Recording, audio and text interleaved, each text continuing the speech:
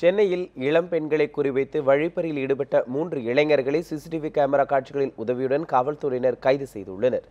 சென்னை அசோக் நகர் மற்றும் எம்ஜிஆர் நகர் பகுதியில் தொடர் வழிப்பறியில் இளைஞர்கள் சிலர் ஈடுபட்டு வருவதாக போலீசாருக்கு புகார்கள் வந்த வண்ணம் உள்ளன. இதனைத் தொடர்ந்து தனிப்படை அமைத்து போலீசார் வழிப்பறியில் ஈடுபட்ட இளைஞர்களை தேடி வந்தனர். அசோக் நகர் பகுதியில் பொருத்தப்பட்டுள்ள சிசிடிவி கேமராக்களை போலீசார் ஆய்வு செய்து பார்த்தபோது இருசக்கர வாகனத்தில் வந்து சில இளைஞர்கள் வழிப்பறியில் ஈடுபட்டதே தெரிய வந்தது.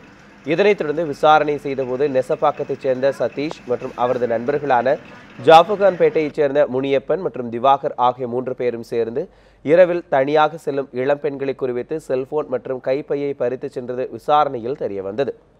இதனையடுத்து 3 பேரையும் போலீசார் கைது செய்து அவர்களிடமிருந்து 25,000 ரூபாய் பணம் மற்றும் 3 செல்போன்கள் பறிமுதல் செய்யப்பட்டன.